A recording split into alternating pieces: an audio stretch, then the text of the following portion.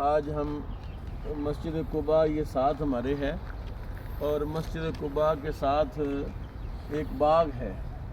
اور اس باغ کے اندر وہ مکان ہے جس مکان میں، یہ میرے سامنے مکان ہے، جس مکان میں رسول پاک صلی اللہ علیہ وسلم تشریف فرما رہے، وہ کمرہ بھی ہم نے دیکھا ہے، اور یہ بیر اوس ہے، یعنی جہاں قبیلہ اوس کا جو کنواں تھا وہ یہ تھا، اور یہ جگہ ہے جہاں مظہر صاحب نماز پڑھ رہے ہیں، کہ جس جگہ پر حضرت ابوبکر صدیق رضی اللہ تعالیٰ عنہ نے رسول اللہ صلی اللہ علیہ وسلم پر سایہ کیا، کہ جب آپ ہجرت فرما کے رسول اللہ کے ساتھ آئے، تو اس سفر کا اثر یہ ہوا کہ حضرت ابوبکر صدیق کا چہرہ اور ان کا شکل مبارک جو ہے وہ حضور کے مشابہ ہو گئی، اور سر تا پا بالکل کوئی فرق نہ رہا، لوگوں کو مغالطہ ہوا کہ رسول اللہ کون ہیں اور ابوبکر صدیق کون ہیں، تو لوگ اسی مغالطے میں حضرت ابوبکر صدیق کو ملنا شروع ہو گئے۔ حضرت ابوبکر صدیق رضی اللہ تعالیٰ عنہ نے اس مغالطے کو ختم کرنے کے لیے کھڑے ہو گئے اور اپنی چادر کا سایہ رسول اللہ پر کر دیا، اور پھر لوگوں کو پتہ چلا کہ آقا نیچے بیٹھے ہیں اور غلام اوپر کھڑا ہے۔ تو یہ وہ جگہ ہے جہاں پر رانا کلیم صاحب اور یہ مظہر صاحب نماز پڑھ رہے ہیں۔ کہتے ہیں پہلے وہ پرلی طرف جگہ بنائی ہوئی تھی، انہوں نے ٹکٹ لگائی ہوئی تھی 10 ریال کی، تو پھر جو ترکی ہیں انہوں نے آ کے اس کی کھدائی کرائی۔ دیکھیں یہ پرانی تعمیر بھی نظر آتی ہے، پرانے پتھر لگے ہوئے ہیں، تو یہ وہ خوش نصیب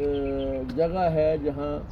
رسول کائنات امام الانبیاء صلی اللہ علیہ وسلم جب ہجرت فرما کے مکہ سے تشریف لائے، اس باغ میں رہے، یہ گھر ہے رسول اللہ کا، اور بالکل اس کے ساتھ پرلی طرف گھر ہے حضرت سلمہ کا، حضرت ام سلمہ کی بیٹی تھیں جو رسول اللہ کی ربیبہ تھیں، تو ان کا گھر بھی ہے پرلی طرف، ابھی ہم دیکھ کے آئے ہیں۔ تو یہ ہمارے لیے اس سفر میں بڑی سعادت مندی اور خوشبختی ہوئی کہ آج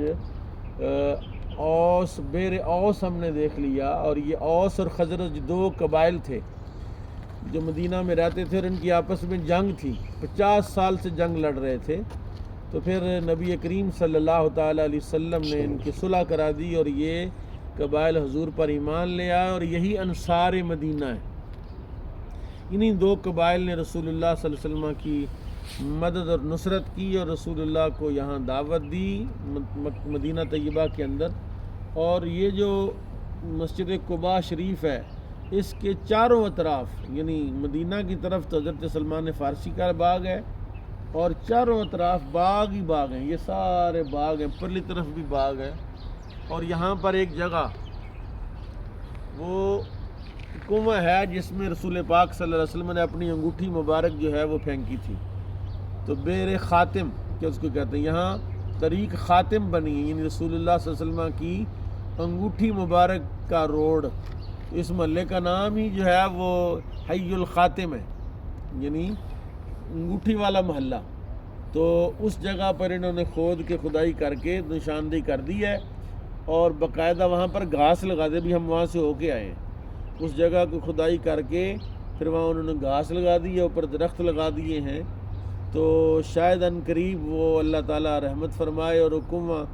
کھودا جائے، کنواں بنایا جائے، اور اس کنویں میں پھر ہم اس کا پانی بھی پئیں، اور ابھی تک انگوٹھی رسول اللہ کو اس کے اندر ہے۔ تو میرے آقا امام الانبیاء کی انگوٹھی کو کوئی شے نہیں لگ سکتی، نہ زنگ لگ سکتا، کوئی شے نہیں لگ سکتی۔ یہ تو قرآن نے کہا کہ حضرت عزیر کا جو پانی تھا وہ 100 سال کے بعد بھی کھانے کو اور پانی کو کچھ نہیں ہے، لم یتسنہ، جی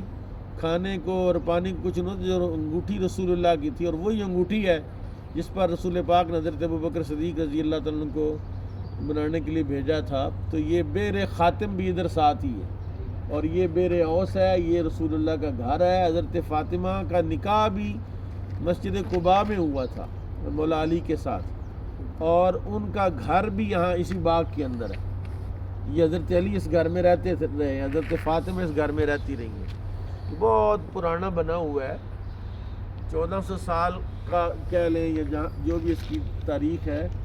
تو اللہ تعالیٰ ہمیں یہاں کی حاضری نصیب فرمائی، اللہ تعالیٰ کا ہم شکر ادا کرتے ہیں۔ اچھا کوئی بندہ کہہ سکتا ہے کہ نہیں یہ نہیں ہے، وہ ہے، کہانی ہے، قصہ ہے، ارے بھائی یہ وہی جگہ ہے، جگہ تو وہ ہے نا جہاں حضور تشریف لائے تھے۔ تو تھوڑا آگے پیچھے ہو سکتا ہے، اور بتا رہے ہیں کہ یہ پرلی طرف انہوں نے بنایا ہوا تھا، اب یہ کھدائی ہوئی ہے، یہاں رسول پاک تشریف فرما ہوئے اور صحابہ جہاں حضور تشریف رکھتے تھے وہاں نشانی لگا دیتے تھے، اس کو برکت کے لیے وہاں حاضری دیتے تھے۔ خلافت عثمانیہ والے جو ہے نا انہوں نے اس کی پیمائش کی ہوئی ہے، نقشے بنائے ہوئے ہیں باقاعدہ، ان کے پاس موجود ہیں، اور اسی ان کی مدد سے یہ ساری چیزیں جو ہے نا اب دوبارہ نظر آ رہی ہیں۔